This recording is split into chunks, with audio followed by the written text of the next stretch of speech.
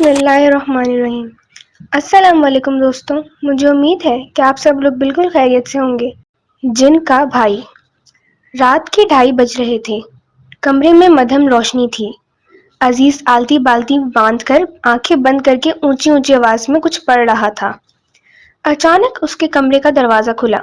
اس کے والد غصے میں بھرے کمرے میں داخل ہوئے اور لائٹ جلاتے ہوئے غصے سے بولے، نہ تم خود سوتے ہو نہ دوسروں کو سونے دیتے ہو۔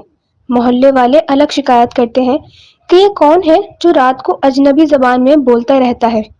آخر عامل بننے کا بھوت تمہارے سر سے کب اترے گا؟ ابا جی، لوگوں کی یہ مجال کہ میرے متعلق باتیں کریں، میں ان کے منہ بند کر دوں گا۔ عزیز آنکھیں نکالتے ہوئے بولا۔ اس کے ابا بولے، بیٹا دیکھ یہ عامل بننے کے خواب دیکھنا چھوڑو اور سیدھی سادی آسان زندگی گزارو۔ وہ بولا، ابا جی ابھی تو منزل میرے سامنے کھڑی ہے، بس آخری چلہ باقی ہے۔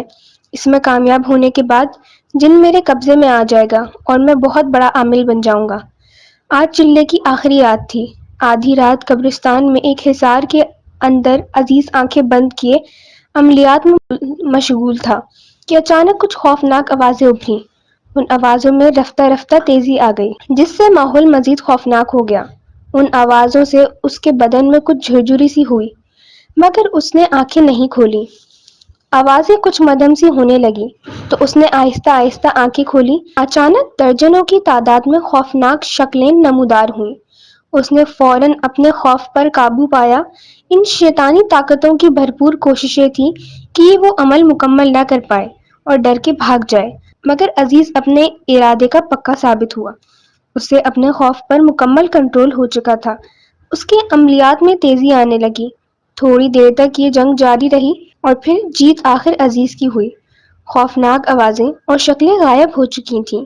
اچانک اس نے دیکھا ایک مخلوق ہاتھ باندھے اس کے سامنے کھڑی تھی۔ اس نے اپنے عمل کی وجہ سے دراصل ایک جن کو اپنے بس میں کر لیا تھا۔ ان سے اس کی مدد سے لوگوں کے لیے الٹے سیدھے کام آسانی سے کر سکتا تھا۔ وہ خوشی خوشی اپنے گھر کی طرف چل پڑا۔ جن اس کے پیچھے پیچھے ہاتھ باندھے ہوئے آتا رہا۔ اچانک اسی جن کا ایک ہم شکل وہاں نمودار ہوا۔ وہ اس کا ہم شکل بھائی تھا۔ وہ اپنی تھوڑی پر ہاتھ پھیرتے ہوئے بولا، او انسان کے بچے، تو نے اپنے عمل سے میرے بھائی کو تو قابو میں کر لیا، اب دیکھنا میں اپنے بھائی کو تیرے جنگل میں کیسے آزاد کراتا ہوں۔ یہ کہہ کر وہ بھی ان کے پیچھے پیچھے ہو لیا۔ عزیز نے اپنے گھر کے ایک حصے میں اپنا آستانہ بنا لیا تھا۔ مختلف اخباروں میں اپنا اشتہار دے دیا تھا۔ اب اسے امید تھی کہ اس کے آستانے پر لوگوں کا ہجوم آمد آ جائے گا۔ ایک دن 2 بھائی اس کے آستانے میں داخل ہوئے اور اپنا مسئلہ بیان کیا۔ ان میں سے ایک بولا، بابا میرا قد دیکھیں، اتنا لمبا ہے کہ اس پر بانس کا گمان ہوتا ہے، اور یہ میرا بھائی اتنا دبلا ہے کہ جیسے کئی دنوں سے فاقوں سے ہو۔ اب تم کیا چاہتے ہو؟ عزیز نے پوچھا۔ وہ بولا، آپ تو عامل ہیں، کچھ اس طرح کریں کہ میرا قد مناسب ہو جائے اور میرا بھائی موٹا ہو جائے۔ عزیز نے کہا، ٹھیک ہے، تمہارے مسئلے کا حل ابھی بتاتا ہوں۔ یہ کہہ کر وہ آنکھیں بند کر کے بیٹھ گیا اور جن کو حاضر کیا۔ جن کو صرف وہی دیکھ سکتا تھا اور وہی سن سکتا تھا۔ حاضر ہونے والا جن اس جن کا ہم شکل بھائی تھا جسے عزیز نے قابو میں کیا ہوا تھا۔ ہم شکل ہونے کی وجہ سے عزیز اسے پہچان نہ سکا اور اسے ان دونوں کا مسئلہ بتا کر اس کو حل کرنے کا عمل پوچھا۔ پھر جو عمل جن نے بتایا وہی عزیز نے ان دونوں کو بتا کر 1 ہفتے بعد آنے کا کہہ دیا۔ وہ دونوں خوشی خوشی چلے گئے۔ جن نے اپنے بھائی سے پوچھا، بھائی تم نے میری جگہ کیوں لی؟ وہ بولا، دیکھو تم اس شخص کے غلام ہو، وہ جو کہے گا تمہیں ماننا پڑے گا، مگر میں اس کا غلام نہیں ہوں، میں نے اسے الٹا عمل بتا دیا، اب دیکھو اس کا کیا حشر ہوتا ہے۔ وہ یہ کہہ کر مسکرانے لگا۔ عزیز کے پڑوس میں ایک غریب مزدور رہتا تھا۔ وہ اس کے پاس آیا اور کہا، بیٹا عزیز۔ عزیز بولا، جی بولیے، آخر پڑوسیوں کے بھی حقوق ہوتے ہیں۔ مزدور نے کہا، مہنگائی نے کمر توڑ دی ہے، میں امیر بننا چاہتا ہوں، میں چاہتا ہوں کہ میرے پاس بہت سے پیسے آ جائیں اور میں دولت مند ہو جاؤں۔ عزیز بولا، ارے بس اتنی سی بات، میں آپ کو ابھی عمل بتاتا ہوں۔ جن بلانے پر پھر اس کا وہی ہم شکل بھائی حاضر ہوا اور اسے بھی الٹا عمل بتا دیا جو اس نے مزدور پڑوسی کو بتا دیا۔ ابھی کچھ ہی دن گزرے تھے کہ وہ دونوں بھائی اس کے آستانے پر آ کر شور مچانے لگے۔ شور کی آواز سن کر اس کے والد جمال صاحب بھی آ گئے۔ شور کی وجہ پوچھی تو وہ بولے، دیکھیے جناب، میں نے بابا سے کہا تھا کہ میرا قد بہت لمبا ہے، اسے مناسب، اور میرا بھائی بہت دبلا ہے، اسے موٹا کر دیں۔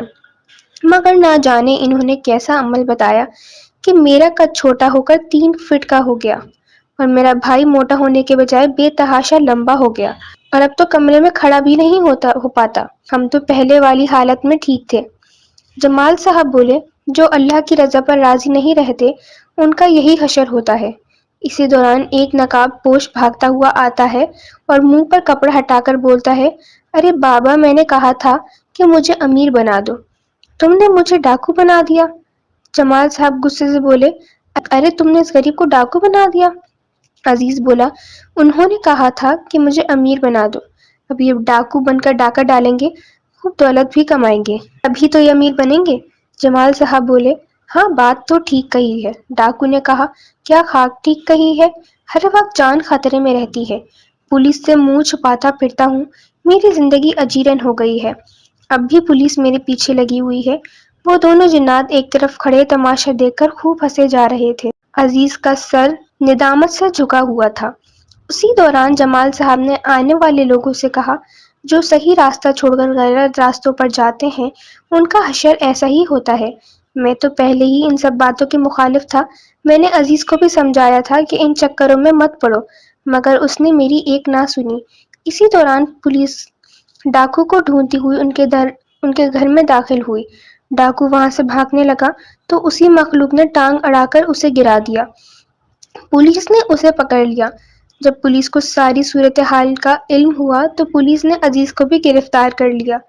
جن کے بھائی نے عزیز کے پاس آ کر کہا، اب تمہیں پتہ چلے گا کہ قید کی حالت میں زندگی کیسی گزرتی ہے، ہمیں تو تم نے قید کر لیا تھا، اب اس کی سزا بھگتو، تمہارے لیے یہی بہتر ہے کہ تم میرے بھائی کو آزاد کر دو، ورنہ میں تمہیں برباد کر دوں گا۔